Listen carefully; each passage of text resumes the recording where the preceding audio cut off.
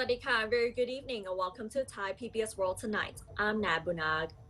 I'm Tulip นาคสมภพลาว We have a lot of stories going on throughout the day, but we'll begin tonight with the anti-establishment protesters, which includes the Rasdon group and affiliated groups. They gathered at the Democracy Monument early this morning to commemorate the 89th anniversary of the Bloodless Revolution, which transformed Thailand into a constitutional monarchy.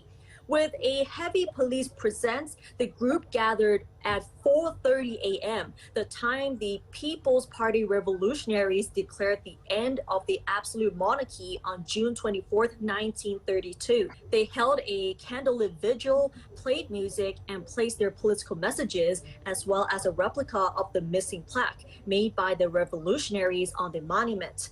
The small brass memorial plaque embedded in the tarmac at the Royal Plaza was found missing in 2017, only to be replaced by a new one bearing a message about the cheerful people of Siam.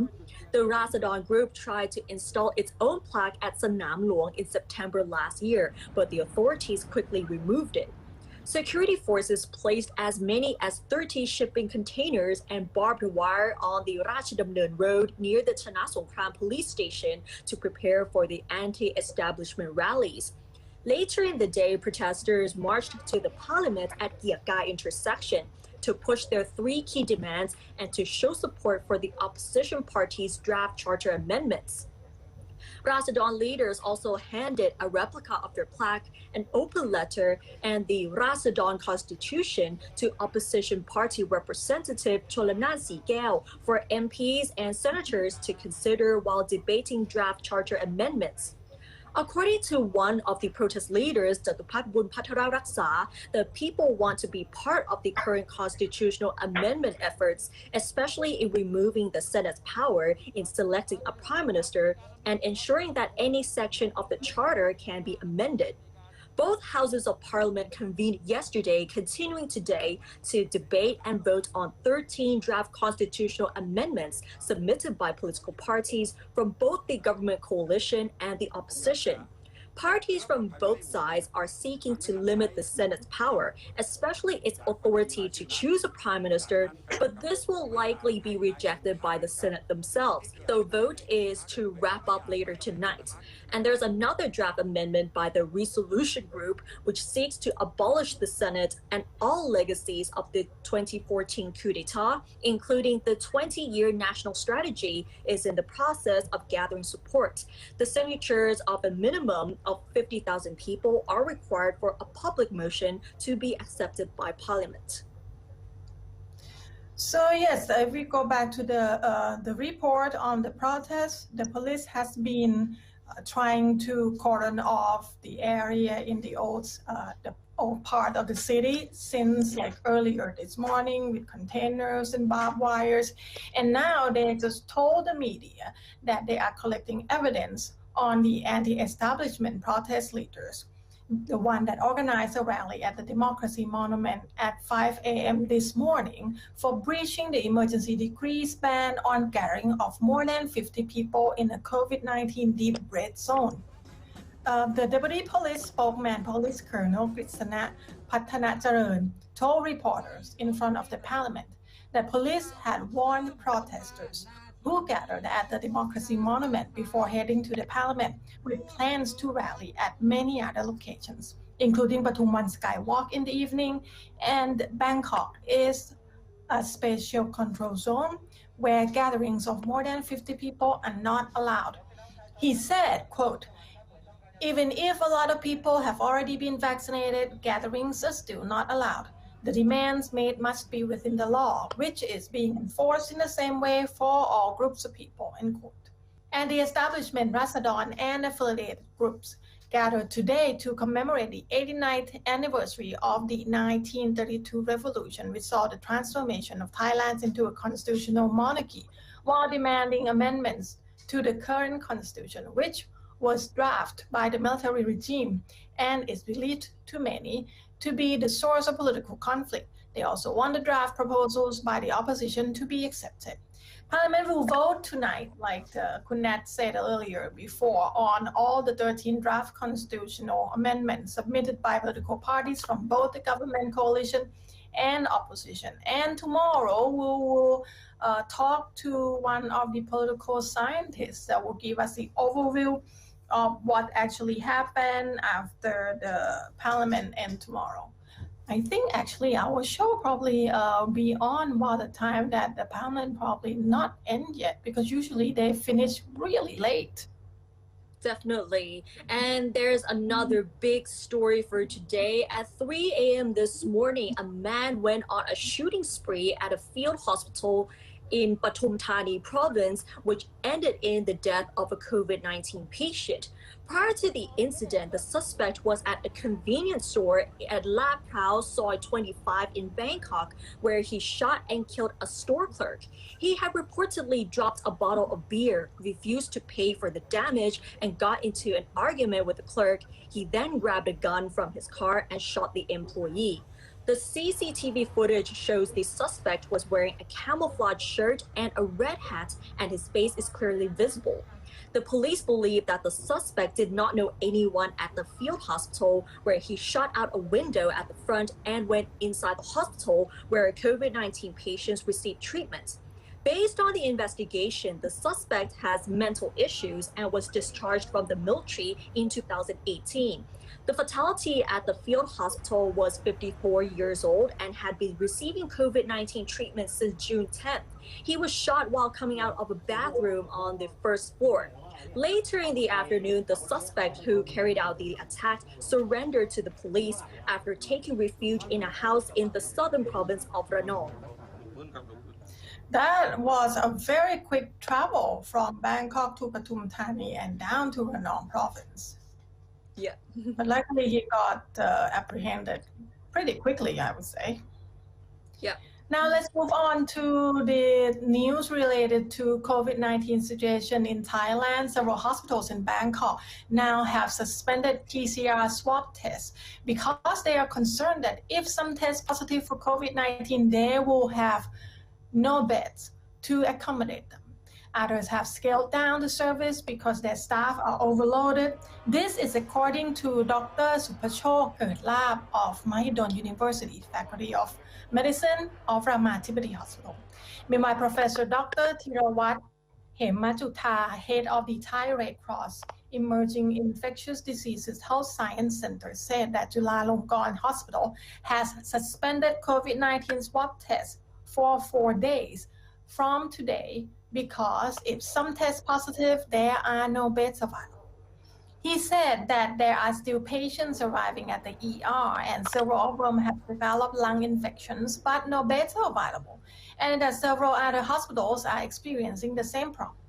He also pointed out that several field hospitals in the deep red zone are operating and are even equipped with ventilators for severe cases, but the problem is finding doctors and nurses.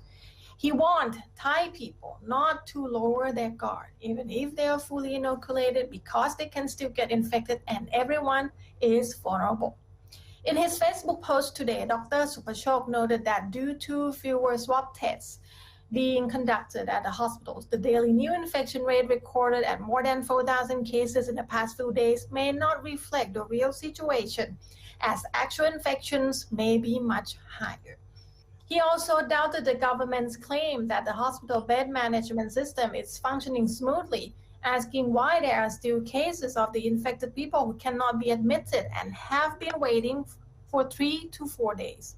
He pointed out that each severe case normally occupies an ICU bed for 2 to 4 weeks, and sometimes as long as 2 months for those who need a ventilator, adding that even if more field hospitals are established and fully equipped, there won't be enough medical personnel to man them.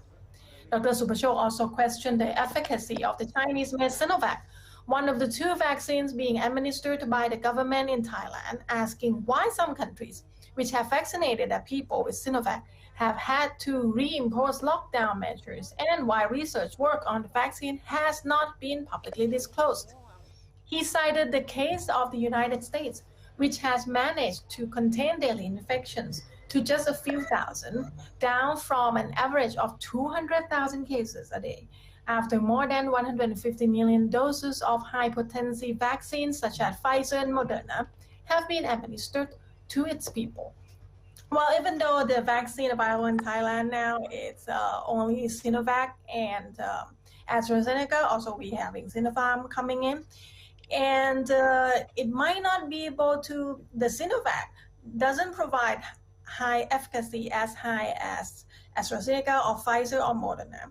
But what it does is actually, if you get infected, it will reduce the chance of you for having severe symptoms or reduce the chance of having to be hospitalized. So having vaccinated, it's better than none. Definitely. And in light of the situation, especially the COVID-19 situation in Bangkok, we have been reporting that the medical doctor have suggested a 1-week lockdown for Bangkok to control the situation. However, the General Nattapol Nakpanit, who heads the Center for COVID-19 Situation Administration Subcommittee, said that the Thai government has not yet decided to go forward with the proposal, which was made by a prominent doctor, like we just said, for a 1-week lockdown of Bangkok in light of the COVID-19 situation where the number of cases are increasing. They cited the reason to be the concerns over the economic impact of the measure. General Nattapol said that the bubble and seal approach will remain in use, but with stricter measures, with details to be discussed at a meeting today, while the lockdown proposal will remain under consideration. Yesterday, Associate Professor Dr. Nitipat Jirakul, Chief of the Respiratory Disease and Tuberculosis Division of the Faculty of Medicine at Sirirat Hospital, posted on Facebook that a lockdown of Bangkok is the best answer to the current situation, which he called desperate. Regarding the current hospital bed shortage in the capital, General Nattapol said that the Bangkok Metropolitan Administration, or the BMA, is coordinating with the Public Health Ministry to transfer patients with mild symptoms or those who are asymptomatic to hospitals, which still have a lot of vacant beds. Beds in field hospitals in Bangkok will be enhanced to accommodate patients with moderate to severe symptoms, he said, while asking private hospitals to help out due to the limited resources of the Bangkok authorities. And now let's have a look at the COVID-19 figures for today. Thailand recorded 4,108 new cases as well as 31 more deaths today, raising the cumulative total since April to 203,784. And this is the first day that the total infections since the latest outbreak started has exceeded the 200,000 mark. At the same time, 1,578 patients have recovered from the disease. It has been quite several days now that the new infection cases are much higher than the number of people that recovered from the disease. Definitely. That's why I think a lot of medical experts in Thailand and in Bangkok just being very alarming about the number of beds available. Right. Now let's talk a little more about vaccine. 2 million more Sinovac vaccine doses delivered and Pfizer and Moderna expected in Q4 this year. So in October, we'll get to see Pfizer and Moderna in Thailand. So 2 million more of the Sinovac arrived already, bringing the total of vaccine delivered from China to Thailand to 10.5 million doses already. This, according to the Chinese embassy in Bangkok, it said that Chinese vaccine will help Thais fight against the spread of COVID-19. Sinovac has been the main vaccine administered in Thailand to date. The government originally ordered only 2 million doses of the vaccine, but later changed its plan and has ordered millions more as the country awaits local production of AstraZeneca vaccine and import of other mix. A total of 19.5 million doses of Sinovac will be ordered for this year, with 28 million more doses to be ordered next year out of 50 million. About 3.5 million doses of AstraZeneca vaccine have been delivered to date out of the total of 61 million orders. Meanwhile, the first million doses of another Chinese-made vaccine, Sinopharm, have been delivered, with vaccination set to begin on Friday, which is tomorrow. Over 8.1 million vaccine doses have been administered in Thailand to date, with about 5.8 million people receiving the first dose and 2.3 million receiving their second. According to the Public Health Minister, Anutin Charnvirakul, 20 million doses of Pfizer vaccine and an unspecified amount of Moderna vaccine to be purchased by the private hospitals through the government pharmaceutical organization. And it will be delivered in the final quarter of this year, while 5 million doses of Johnson & Johnson are also expected later this year. So the soonest we would get Moderna, Pfizer, and possibly Johnson & Johnson will be October, because that's the beginning of the last quarter of the year. So another 4 months away, 3 months away. Right. As we question about the efficacy of the Sinovac vaccines, many of the medical doctors are concerned whether we are fully protected against the virus. There is one piece of interesting research that says that about 95% of those who have received 2 doses of the Sinovac vaccine have developed an immune response, which prevents the spread of COVID-19 in lab tests. And this is according to research jointly conducted by the Center for Emerging Infectious Diseases of Chulalongkorn Hospital and the U.S. Armed Forces Research Institute of Medical Science. The National Vaccine Institute said that 186 Thai volunteers have joined the clinical trials to test their immune response to the coronavirus. All of them had received their second dose of Sinovac vaccine at least 2 weeks before the trial.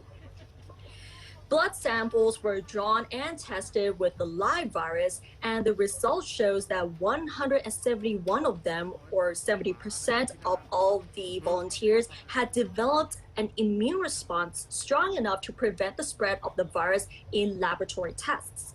The National Vaccine Institute said there is no need for the general public to test their own immune response, noting that this is the responsibility of doctors to judge who should be tested after the vaccinations. The institute also said the immune response may differ between individuals depending on gender, underlying diseases, or their immune system, adding that those who are fully inoculated must not lower their guard to protect themselves from getting infected with the virus. Meanwhile, the Disease Control Department revealed the common side effects which emerged within 30 minutes and 24 hours of inoculation with Sinovac or AstraZeneca vaccines between June 1st and 21st. But we'll show you the common side effects for the 24 hours of inoculation with either of the vaccines. So the most common side effects from the Sinovac vaccine, according to the DCD, is muscle pain, headache, fatigue, fever, and pain or swelling at the injection site, while the most common side effects of AstraZeneca vaccine within 24 hours are fever, muscle pain, headache, fatigue, and pain or swelling at the injection site. Okay, so like all the medical experts said, even though efficacy might be lower than you would hope for Sinovac, because the research is not exactly clear yet. It's from Brazil is different, from South Africa is different, and in Thailand, we don't really have a full report yet. But having it better than none. It actually helps prevent you from having severe symptoms, and it reduces chance to be hospitalized. Definitely. And even you get fully inoculated with both doses, whether it's Sinovac or other brands, it's still better to be safe by wearing face masks, keep the social distancing, and wash your hands frequently. Yes, and that's all the news we have in this edition of Thai PBS World Tonight. You can follow our website to see more other kind of news, www.thaipbsworld.com, or you can also follow our social media, Facebook, Twitter, YouTube, Instagram, and also TikTok. Thanks for watching. Stay safe, and we'll see you tomorrow. สวัสดีค่ะ สวัสดีค่ะ